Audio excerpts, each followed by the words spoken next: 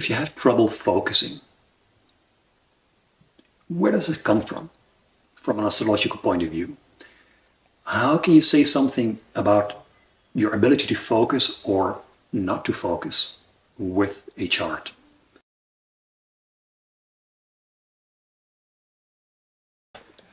Welcome to Astrology Insights. My name is Vincent. I've been an astrologer for the last 20 years. And today my guest is Jimmy. Jimmy Middendorp. Jimmy Middendorp, Yeah. Welcome. Thank you so much. Welcome. It's a pleasure. The purpose of all the makers of Astrology Insights is to give a general public an idea of how astrology works, how you can use the instrument of astrology to answer questions, just basic questions about life, questions that everybody has about him or herself. Many people know a lot about, you might say, popular astrology. There's a grain of truth in all this popular astrology. However, it is usually very general. And what you try as an astrologer, any astrologer, is to be as specific as possible concerning the person that you're meeting, that you're speaking with. And for that purpose, you use the birth time, and you try to relate as many factors in the chart as possible to the birth time. So not, for example, the position of the sun. In the case of Jimmy, he has the sun in Virgo. So in popular astrology, Jimmy is Virgo.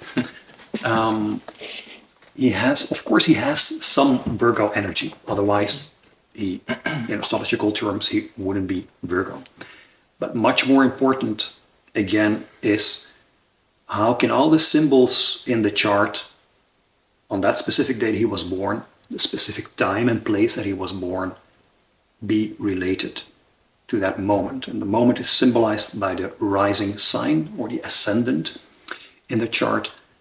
Actually, for the astrologer, that's the most important piece of equipment. So as an astrologer, what I do is I try to relate all the questions a person has to the rising sign. There are many other sources of information, but your most powerful source is the relationship with the rising sign. So that this is just as a general introduction. If you have trouble focusing, where does it come from an astrological point of view? How can you say something about your ability to focus or not to focus with a chart? That was a question you posed. You seem to have problems with focusing every now and then, or very often. Actually, I don't know. Because we never met. We just met, like a few minutes ago. But you seem to have problems focusing. Yes. What I can say about this in general is you have a lot of air in the chart. Okay. Air in the chart means that you have an inclination towards thought processes, quite a mental attitude. It's not the only thing, of course, but you might say when an element dominates in the chart, whatever element that is, it's an easy place to hang out for your energies in general. So for you, the easiest place to hang out is in thought processes. And actually, it's also, air is not just thought, air is also communication. Okay. And shifting attention. You might say going about a lot of subjects. Earth, for example, moves quite slow, finds it hard to move. Air finds it extremely easy to move. It has a swiftness. So it's this combination of being mental, verbal, communicative, and a swiftness, an ease of change of focus. So my thought when I saw your question and then I saw your chart was, I expect you to be a person who, technically speaking, is not so much unable to focus, but you probably are unable to focus on one thing for a long time, which is different from just not being able to focus. Some people just cannot focus, and other people have the tendency like to, hey, hello, where are you? I don't someone with lots of air in the chart doesn't have that problem. It's just your focus shifts to something else. That's what I would expect for a person with this chart, especially with so much air in the chart. What other people probably call or criticize as you're not able to focus is probably that your focus is shifting. Another part of having lots of air in the chart is that you're very curious and that you have a very lively, sparkling energy. And the spark and the liveliness go away when you have to focus too long on one subject, one thing. So for me as an astrologer, the question comes to mind, is it really a problem that you're unable to focus? Because I don't think it's an inability. It's an inability to focus on one thing for a long time. Because you focus all the time, I think. That's actually what I expect. Yeah. That you have a very lively, very present focus on different subjects. Perhaps you pose the question because you think you ought to change something about yourself. Or perhaps you tend to listen to criticism of certain people who tell you you don't focus enough. You should be focusing on long-term goals or long-term projects or anyhow long-term. I guess that's probably the underlying question. I'm not sure, I'm just guessing by putting your question next to your chart. This is the first thing that I found, that you just have a lot of air in the chart. And air is an excellent focuser on many subjects. Never on just one subject. Unless there are other factors involved, then you have air. Of course, there are air people who can have a tremendous long-term focus, but just say the typical air is not so focused, not so long-term focused on one subject. Yeah, resonates definitely. Yeah. Yeah. And what about my question that I posed? That so it is true that you're actually an excellent focuser. I have the feedback and the experience that I have seen that I could definitely focus for things that I found important and that I care about or found interesting or am curious about. In that places, I'm definitely focused. So, yeah. Yeah. And would you describe yourself as not focused, unfocused in other moments? I would say, yeah. In periods where I'm not really getting the energy that I'm maybe searching for. And from there, definitely go to different places to find the distraction. Yeah. Like the wind. Yeah. Yeah, you also wrote me that sort of as if it was a problem that you're easily distracted. Yeah. Or even seek distractions. Yeah. That's what you wrote. Yeah. Let me see if I can find your questions. Because they were quite interesting. And it's perfectly in line as well with the Mayas as well. Like the things you were saying, the change, the wind, the air is Yeah. yeah. You wrote me something like, I have trouble focusing. Yeah. I'm seeking distraction Yeah. a lot. And I'm overly busy. Overly busy. So I'm currently doing a lot of things. So that's also a representation of what you're saying, right? I'm doing like 15 projects of clients, and then I have like 5 businesses. So yeah, that's a direct proof that it's true. Yeah. Yeah. And in my head, I'm constantly seeking for new things and dropping my curiosity, but also my enthusiasm in those projects. So I would say I'm busy in a outside spectrum, but in my own experience, I could invest definitely more time. I would love to invest more time in the things that are meaningful, but I'm searching more often, sometimes the distraction to get away from maybe things that cause the pain or cause things that I want to walk away from. So in that case, I definitely have a lot of things, and I wouldn't say I'm really busy. I have a lot of things that I need to be doing, that I'm responsible for, that people count on, and I'm not delivering. So in that case, it's becoming a problem because people counting on me, and I know I need to provide to share the value that I'm able to deliver, and I know I can deliver it, but I'm not investing the time enough to see and show the worth that I have. Okay, thank you. You're welcome. Thank you. It gives me a much more filled out picture. Because it's for me important to get things clear about about you as a person, the things that you encounter and that made you ask certain questions, and the pattern that I see in the chart. Because as I told you, I do not see a person who's unable to focus. That's true. You're excellently able to focus. But there's another thing that you mentioned. You have some trouble delivering. I have some trouble delivering in expectations. So living up to expectations. Living up to expectations, but I think they're not that high actually.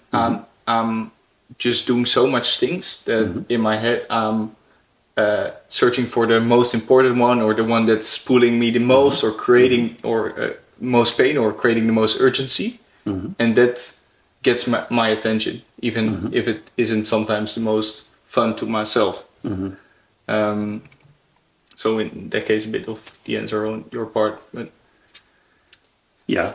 so I would say it's. Can you repeat the question, please, once again? Well, I'm just trying to get a picture as clear as possible. Okay. So it seems you are able to focus. However, you have trouble living up to expectations or delivering what you promised to do. Perhaps difficulties finishing projects or things like that. So I think the problem, because you posed a problem, is more in this direction of delivering results, living up to expectations, promises, stuff like that. They have to do with action, not so much with focus. In my view of point, and from the people that gave me the feedback as well, they see direct response of focus is action, right? If you have better focus, you get more action. Of course. That's it's very understandable that people say that. It's just, now I'm very picky and just trying to be really precise. Okay, what's the problem? Exactly. Because otherwise, if you don't know the problem, you cannot solve it. You cannot address it. Even. Can I add a small thing? Sure. So it's not a thing that I don't know how to do it, or that I have planned it out in my agenda, for example. It's that I'm willing or finding the focus, or just doing the action consistently at the moment and creating the urgency in the moment. That's the most important one. So even if I have it in my agenda, still finds a way to get by, or like a wind, right? It's flowing me to another direction, or someone else is calling me and I'm distracted from there. It's in line as well with the focus, right? Distraction. It's like in a certain way. Important point. It seems that if I try to describe it in my terms, it seems that your ability to focus is the ability to direct your attention To direct your attention is to direct the energy of your consciousness. It sounds like it's very passive. Some people, not many people actually, have a strong and active span of attention. So they can actively focus on something. In many spiritual schools, especially from India, it's even a spiritual goal to focus. The way you describe yourself is that your excellent ability to focus is passive, meaning it gets distracted easily. Yeah.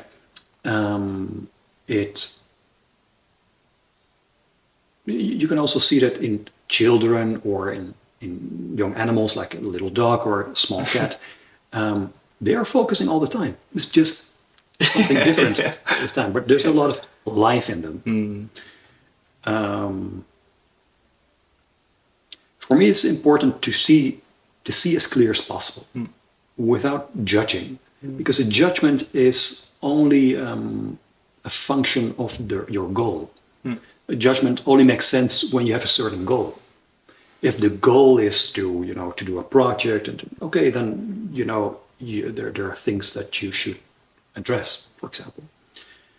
But if that's not necessarily the goal, then we can look at it more freshly, at your ability to focus, but in a very passive, or I might also say receptive way. Your focus is receptive. There are more things in the chart, but this is just something that I want to have clear, because even though it seems to come forward as a problem and people are criticizing you for this, there are a lot of qualities involved in this, like a great liveliness. And you also described yourself as being drawn to what you might describe as the thing that promises the most life, or even drama. Drama is also life. Interesting. Okay. So you're probably seeking also direct involvement. And a thing like a long-term project that demands discipline is not always very dramatic, or doesn't involve this kind of involvement. It demands another kind of involvement, like the one that you have in discipline and responsibility. But what you're seeking is something direct. I'm telling you this because these things are important. It's important to know yourself if you want to make steps in your life instead of bumping into problems or trying to make yourself better according to what norms, according to what goals. I find it important to first have precise and unprejudiced self-knowledge. Like in this case, there's a real quality in your very bright and lively air energy.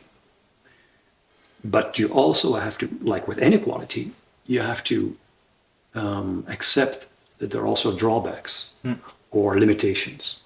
That is not suitable for certain activities, like long-term projects. So I cannot give you any solution. I can just give you some food for thoughts, for self-reflection. It could be a wise thing to look at your life or all the projects that you're doing and make a selection with this in mind, with your qualities in mind. Like some projects are maybe not good for you. And you know this because people are complaining, giving you negative feedback. So you could either stop these projects or seek some cooperation with other people. So that you can divide tasks. So you can do what you're best in, instead of expecting yourself to do things that are not in line with your nature. It's much better if another person who has much more this nature, like a lot of earth energy, for example, for long-term projects, for really responsible decisions and trajectories. If an earth person, for example, would take that project or that part of a project or whatever, it's good to have this self-knowledge. Yeah. I think. Really, really interesting. And I'm currently walking a bit more to that place as well. Yeah. And what would you say is some things that I could incorporate in those things? You said like things with communication, drama, or like livelihood things. You have very lively. Okay. Liveliness. What could be things like that be understand around? Or in what case as well, the other side, what are things that I should avoid to the most part? Is it, okay, different kind of question, but we'll come after that. Yeah, we'll just finish your question. Okay, so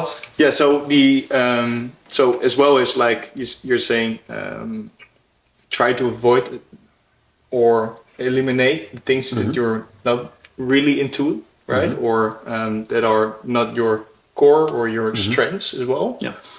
And if those are not my strengths, is it smart to invest in those things to become better, or is it just better to let those things be as they are and start focusing more on your bigger strengths instead of leveling a bit out or try to up this one? Yeah. Or should I just let this be as it is and put all your energy in the things you're go to that thing? Yeah. In general, I would say invest in the things that are in line with your nature. Of course, there's something to be said, like investing energy in things that you're not good at, so you can learn new skills and stuff. Yes. If you feel that somehow it is important to confront yourself with a certain limitation, to work with that, but you should do that. But usually that comes along with a certain longing, a certain goal. Like if you would like to make money, for instance, like serious amounts of money, then you will probably, I'm not even sure, but need some kind of long-term vision. True, yeah. And a sense of responsibility, because dealing with large sums of money involves a lot of risk, a lot of damage for yourself or for others. There's no intrinsic reason why you should be doing that unless you have some reason, either conscious or unconscious, to be wanting to make a lot of money. If you feel that it's just a strong urge, I want that, you might look at it, why do I want it? But the most important thing is that you just feel that you want this. Yeah. And then you will find that you need certain skills. And you will also find that perhaps some skills are lacking or not good enough. Then there's a natural motivation to become better at that. But just wanting to become better at something because you're bad at it is not a good idea. No. So, okay, this was my more elaborate answer.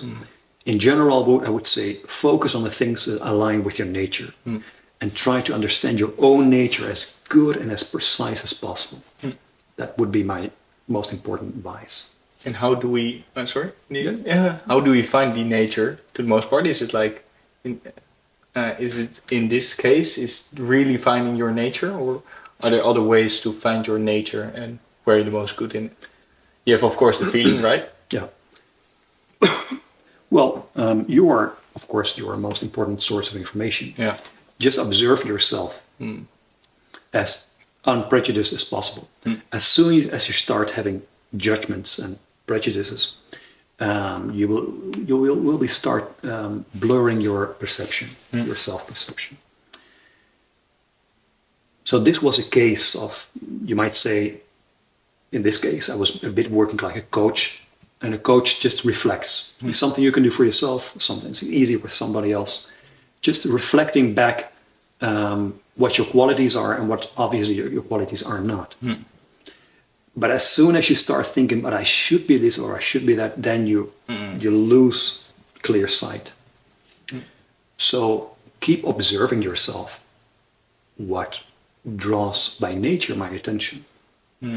What flows effortlessly? That's basically not hard to answer, unless you have strong expectations of yourself.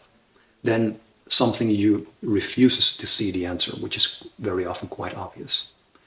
But basically, it's just what makes my energy flow. Where do I go to naturally, and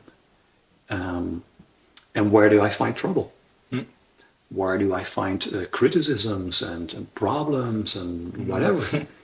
Also very easy to see. But not so easy to see, again, when you have judgments about yourself, like, yeah, these people are right, being so judgmental about me. Then you cannot see clear. So this would be my advice. Amazing. Thank you so much. Is it okay? So I have the agenda. Why is it so that even if I am really clear about what I should do every day, my clear agenda, why is it still not working then?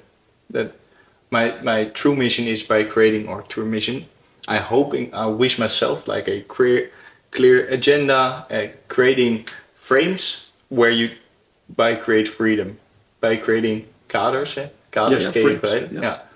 by having frames. But even if I know it's the best for me, I'm still not doing it or able to complete it. Is it because it's too strict and too in a frame? Are you describing your work now? It could be in both ways. So even in planning time for yourself, or planning time to go to bed earlier, or planning time for family.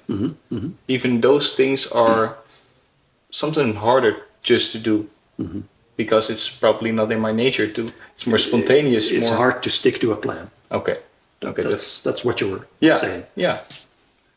So your question is then, I have a plan, but I cannot stick to the plan. That's it. Why? And the question is why? Why it's not working? I know I just go, right? I'm not a quitter, so I will know I eventually come in every place I would love to go to. So that's help. But I would love to get there maybe earlier, or have a more strict way of going to there, or more control of getting to the end of the plan. And if I find place and time for personal development, or time for my family as well, and really time, not just, now it's time, just I have some time, so let's go. Well, the most basic and general answer I already gave you. Okay. If I stick to this air part, air is really strong in your chart, and air doesn't like plans, doesn't like sticking to plans. So I might say your nature, and nature is a thing that you cannot control. Nature just does her thing. You can sort of frustrate nature, you can force nature, but then there will be pressure and problems and stuff like that, because nature is a force. And it seems like in you there is a force always seeking this liveliness and this wanting to be, it sounds a bit negative if I say wanting to be distracted. It's like wanting to be touched, touched by life, touched by where the most intense life experience can be experienced now. So not tomorrow, not later this afternoon, but now. It seems that an important part of your nature can be described like this, if I'm correct. I feel so. Yeah. You feel as well. Great. This is important to appreciate. To appreciate deeply, without denying the problems that it may give, or the pain that it may cause, or inconvenience that it may cause for others or for yourself. It's still important to appreciate. that you have this nature. For my point of view is that for all of us human beings, it's our most important task to live with our nature. The art of living is sort of finding your own nature and then sort of, how would you say that? Helping your nature to get by in this life, to find places and activities that suit your nature. It's like almost taking care of a very special animal, because it's a natural thing. It's a natural longing, whatever your nature is. Yeah. In your case, it's this lively, curious, mental energy. So important to appreciate.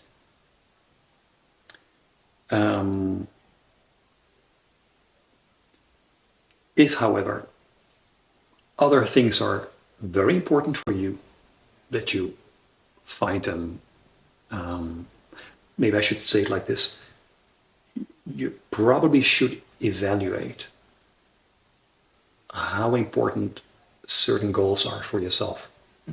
What place do they have? Or maybe it's not the goal, but it's the structure. Structure, you mentioned family or work or friends, or